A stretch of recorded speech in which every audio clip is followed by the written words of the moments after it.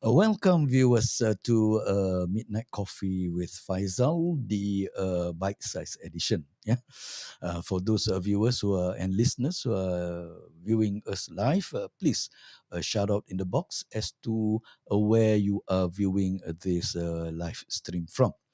So, as you know, Midnight Coffee is a normal conversation for about 1 hour with my guest. But for the bite-sized edition, it is more towards case sharing, yeah, and maybe discussion with comments that you have posted, yeah, on my various social media that I will take on during this session, and the session would be about 20 minutes or less, yeah.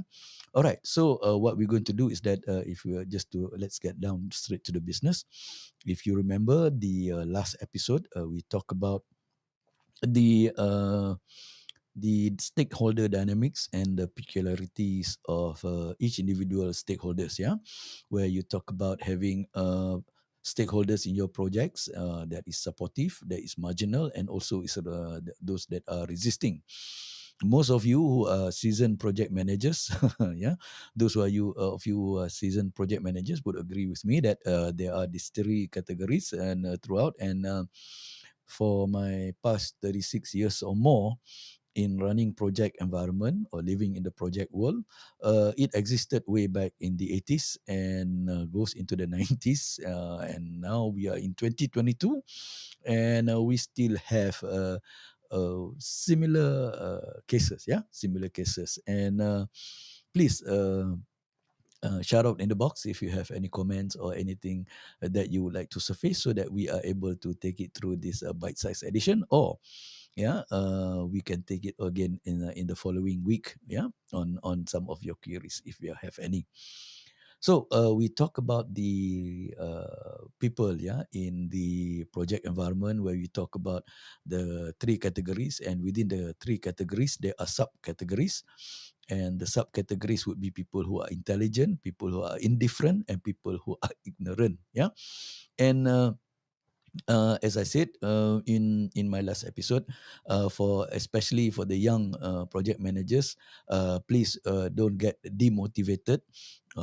Please don't get frustrated or emotionally depressed because of this sub of the subcategories. Yeah, especially those who are indifferent but saying bad things about your projects, and people who are ignorant who consistently attacking your projects. Yeah, and what we're going to do, as I mentioned in last episode, is that I'm going to discuss with you about DOPERs, yeah, DOPERs, and how do we as project managers can overcome it.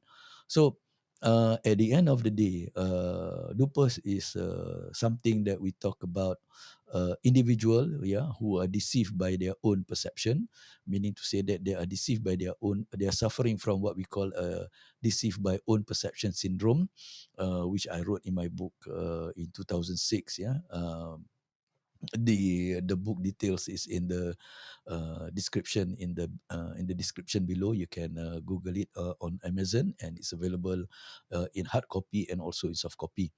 All right. Before we proceed, please do subscribe to my channel and select the notification for any new streaming that is coming up in the following weeks ahead. Yeah, and I can promise you that it's going to be a very interesting week coming up, and the following month, where we will have guests from various areas coming up, continuing with the conversation. All right. Uh, Today we're going to talk about the project manager itself, you yourself, yeah, especially to the young and aspiring project leaders and project managers, program directors, or whatever that you might want to call it. And tonight we're going to talk about how do we break away from these dupers, because we don't want ourselves, yeah, as much as we talk about others being ignorant. How do we lead ourselves. And this is very important. I've said this in last episode, and I'm continue to say this today, tonight, and I will continue to say over the next few episodes. It's that uh, you are in control, and you have to continuously learn and make sure that you don't fall into the trap of dupers. Yeah, you don't suffer the syndrome. Okay, so what we're going to talk about this week is that how do we achieve high self performance? How do we cure our own dupers? Yeah, how do we cure our own dupers? That means we ourselves try to break away from being deceived by our own perception, suffering from that syndrome, and what are the things that we need to do? Yeah, what are the things that we need to do so that we are able to achieve high performance, especially in ourselves. Yeah, we are talking about self high performance. Yeah, okay. So when you talk about this high performance, if you remember, you can always go back to my previous episode. Is that I concluded the last episode says that functional competency is good for you to perform your job. That means for you to be able to perform your job in the workplace, your functional competency is there. So it can be your qualification, it can be your engineering degree, your medical degree, your architectural degree, your design degree, and or whatever degree that you're having. That is just to fit you within the work, yeah, the job that you need to perform. But that does not necessarily guarantee that you will be able to survive, because the work environment is a dog eat dog situation. The project environment is a dog eat dog situation, and it's actually a war. Yeah, that means it's a the project managers who wants to go and live into the project environment. You must be strong. Yeah, it's a project management. I said this many times. It's not for the fainted heart. You have to be really strong, because you are dealing with a lot of uncertainties.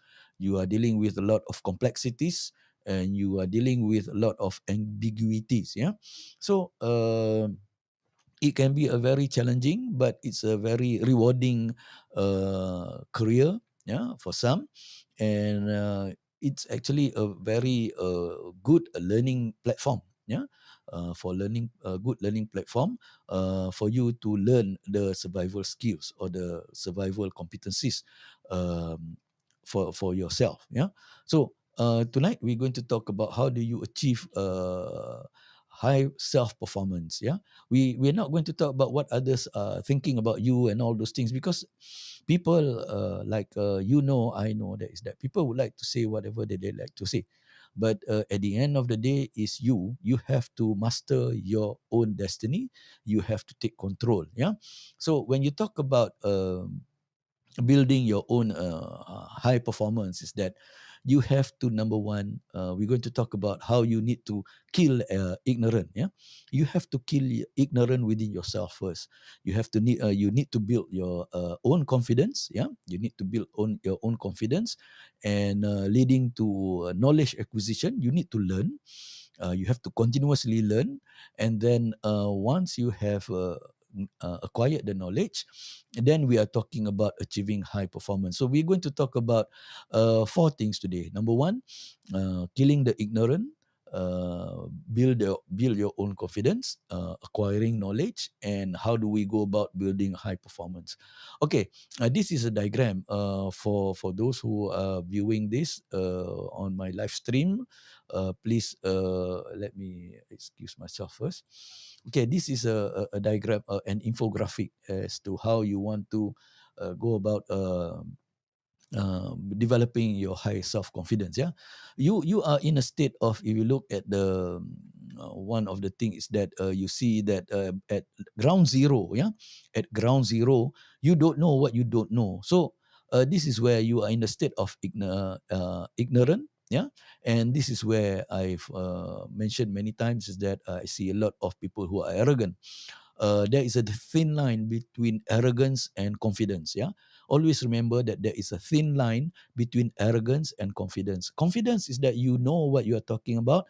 Arrogant is that you are dealing with people who doesn't know what they don't know. And I've mentioned this in last episodes that somewhere I've read that don't argue with people who are ignorant, because they will protect they will do their level best to protect their most precious possession, which is their ignorance. Yeah. So this is where you talk about people who suffers from dupers. That means they are being deceived by their own perception syndrome, and they see only things from what they want to see from one single lens.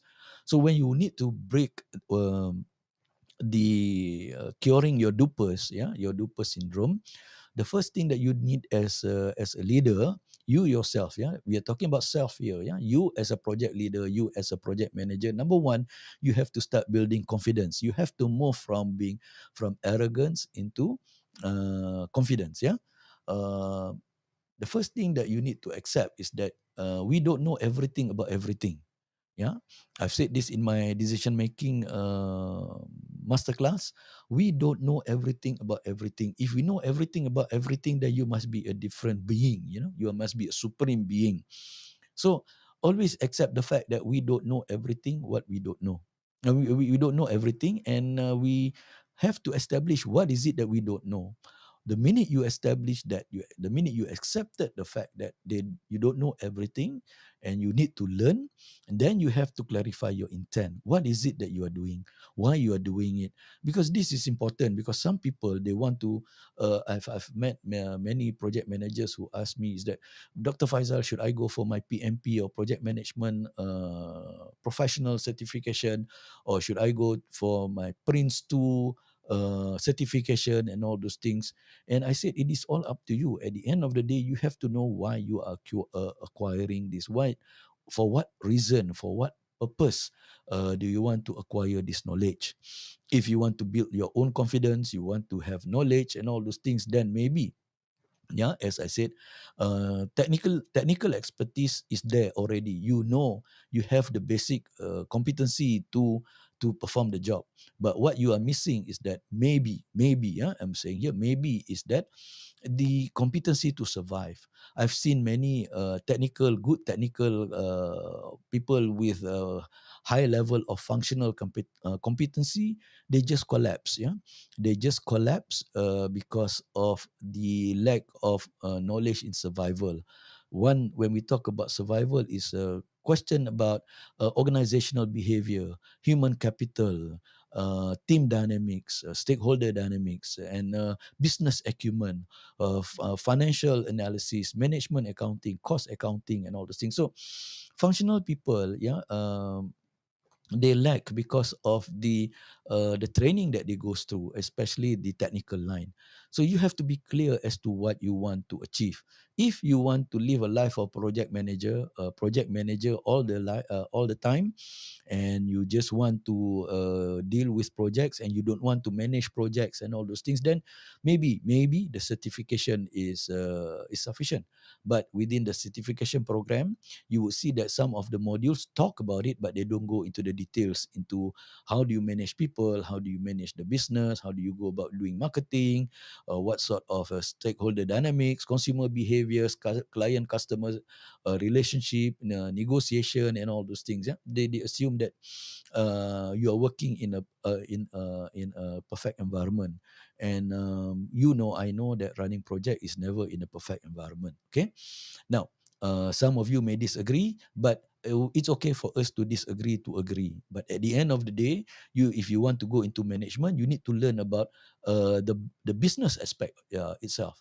So when you talk about business aspect, in last week episode, I talk about executive program, where you talk about the industrial content rather than academic content. Yeah, all right.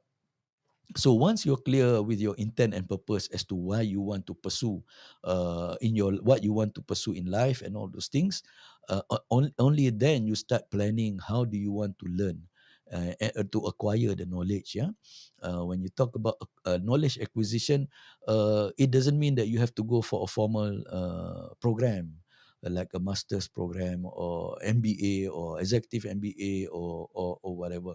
Learning occurs anywhere, anytime. Yeah, always remember that learning occurs anywhere and anytime.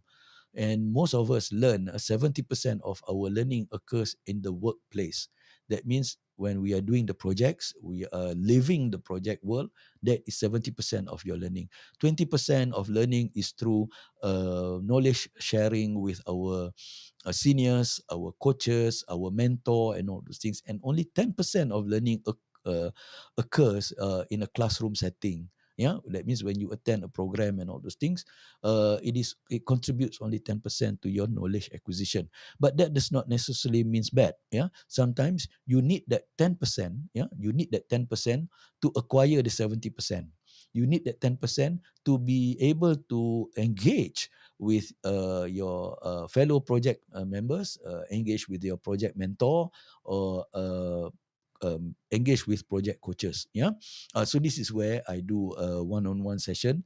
Yeah, I do also one-to-one, one-on-one session. If you can connect, you connect with me on the various platform. We can arrange for a one-on-one session for more details as to how do you want to design your intent and purpose. Number two, and how do you want to talk about uh, preparing for your learning. Yeah, and then learning itself is one thing. So that's why I said 70% of your knowledge is through actual real work. Yeah, so you need to apply, because sometimes, yeah, sometimes why it doesn't work in the workplace is that because it doesn't follow the learning or the 10% theory that you have gained.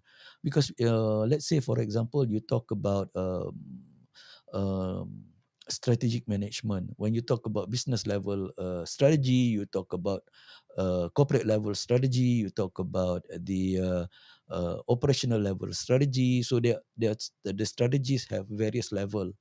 But when you go back to your workplace, you are working with people who don't even understand or comprehend that strategy have a different level. Yeah, so this is where sometimes your bosses, yeah, your bosses, or the people, the sponsors or whatever, not sometimes they themselves lack the knowledge. So this is where you have to be able to how shall I say, share with them. So this is where we move towards number 5, where you need to share. Means when you talk about applying, you see that sometimes why it doesn't work, because people don't follow the appropriate strategy, or sometimes whatever the theory that you learn is working well in, say, in another country like in the US, and you are working in a company in Malaysia.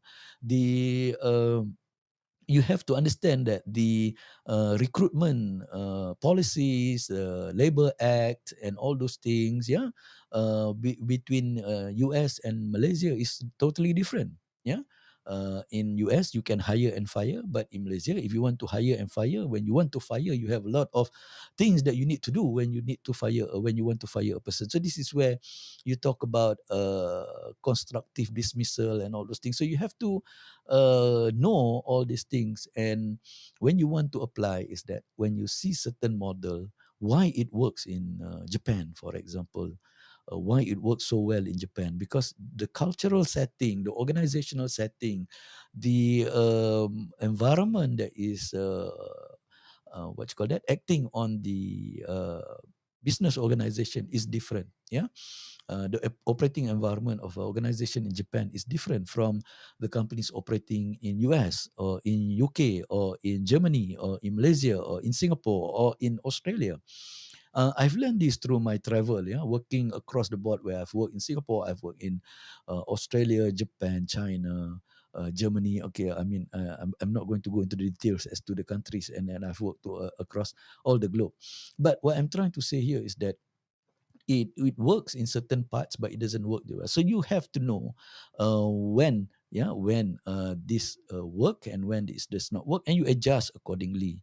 And then this is where you start, for you to master for you to do mastery, knowledge mastery is where you need to share. Either you share through engaging with individuals, where you talk about how you can assist them, stakeholders, your various stakeholders, and then you uh, check again. Yeah, you check again. So that's why number 6 is a reload. You need to reload, you need to continuously learn, you need to discover or surface what is it that you don't know, what is it that is missing, and then you go through and continuously to learn, apply, share, reload. So and my message to you is that don't fall into the trap of being dupers, because it's easy, because sometimes people who have a lot of knowledge sometimes can fall into the dupers category, because they fail to learn. Yeah, failure to continuously learn, yeah, that means you stop learning, then you fall yourself into an area of being ignorant, and you become arrogant, so you are deceived by your own perception. So always avoid, always avoid the trap, yeah, because you can fall into the trap of thinking that you know everything, and you don't want to learn new things, failure to continuously learn. So you fall into that trap, and then you fall back into the state of ignorant, and you will go back to the ground zero, which that's what we're trying to avoid. Yeah. So functional competencies, as I said, yeah, functional competencies are good. So these are the things that you need to do. You need to learn, apply, yeah, apply, become a learned person, and then you share, you master the knowledge, because when you share, you learning, you have to do learning two times. One is to understand what you are talking about, and the other one is how to convince the other party as to what the message that you want to send across, or the knowledge that you want to send across. And then you have to reload, you have to reflect, what is it that I do wrong, what can I do better, and all those things. And then you repeat continuous learning, and then you go back to learn. So learn, apply, share, and reload. Yeah. So LASR, yeah, LASR, LASR. So this is to break up your duper syndrome. Okay. So then what is going to happen is that the biggest problem with a lot of project managers or um, um, development self development person, individual, yeah, who wants to develop themselves, is that you procrastinate. Yeah. And procrastinate is our biggest enemy. The latency in making decision, you take too long to make decision, you're not sure of how to go about doing the decision, and you want confirmation after confirmation and all those things. Always remember, procrastination kills. It kills you. So what we need to do is that you and I, for us to develop our own individual performance, that we have to kill procrastination. Yeah, you have to take, you have to take whatever tool you want, a gun, a rifle, or whatever. Not, you have to shoot procrastination, or you wrap it up in some box and then throw it away in a waste bin, so that it goes to the waste mine or landfill, to be destroyed. Yeah, you have to kill procrastination, because procrastination is our biggest enemy in self development. All right. So just to recap, yeah, when you want to talk about the um, developing self, because you are a diamond in the rough, and you want to polish yourself, or you are already a diamond and you want to shine further. Yeah. So we have to talk about killing our ignorance. Yeah. Killing our procrastination. Don't delay. The time is now, because there is no tomorrow, because tomorrow is a promise to no one. Remember that tomorrow is a promise to no one. So we do whatever that we need to do today. Build your own confidence by asking what is it that you need to do, what is it that you don't know. Have a clear intent and purpose as to why you want to do it, and then you go and acquire the knowledge, the relevant knowledge, because you today you are very lucky, very fortunate that a lot of online courses that is available. Ever since the pandemic, everybody is going online training. Yeah. So you talk about LinkedIn, Courseware, Coursera, and all those things on YouTube, on LinkedIn. There's so many. that you can learn. But again, as I said, that constitute 10% of your learning. 70% of your learning is the application of it, and 20% is your sharing. So for you to be able to master your knowledge to achieve high performance, you not only need to go and achieve the 10% learning. For you to be able to achieve the 70% of your knowledge acquisition, and then the 20%, so that will cover 100% of your knowledge sharing. Yeah. And my final word is that you are in control of yourself, and then you have to lead yourself today. Don't expect people to lead you. People talk about, people, the company should develop me and all those things. No, no, no. Stop all those nonsense. Yeah, please. If you want to become a high performer, you want to become a high performer for whatever purpose that you have in life.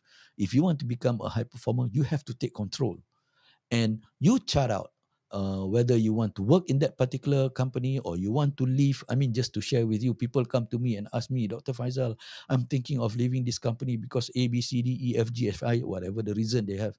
And I ask them, simple, what is your intent and purpose in your career and in professional and also in your personal life? Yeah.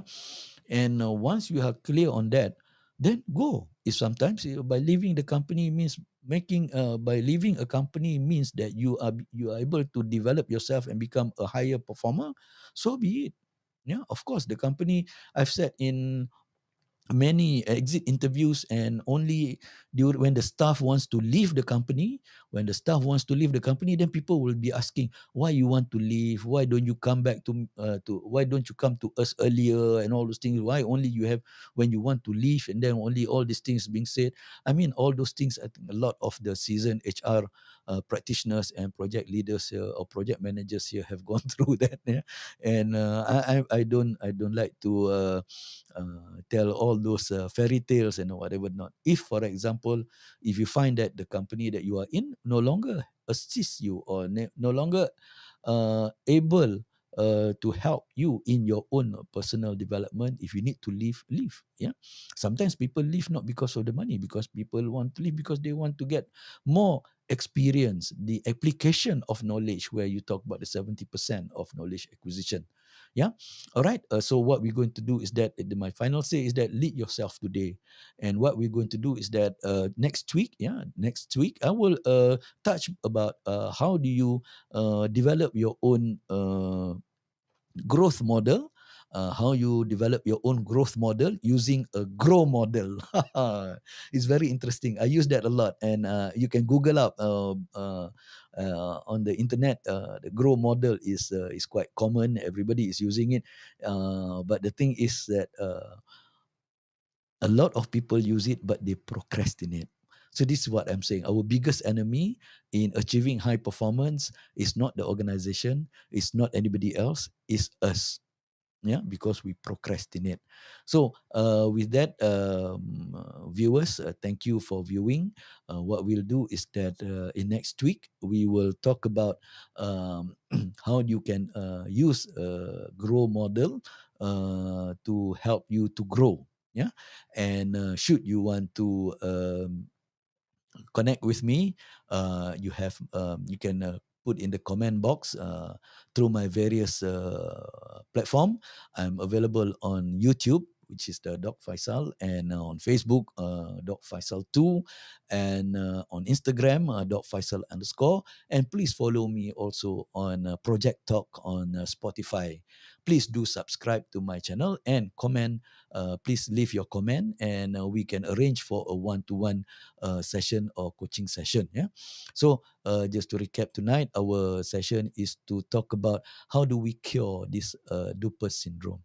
And with that, I wish you a good night and a blessed Ramadan, and have a productive week ahead. With that, thank you for viewing, and God bless.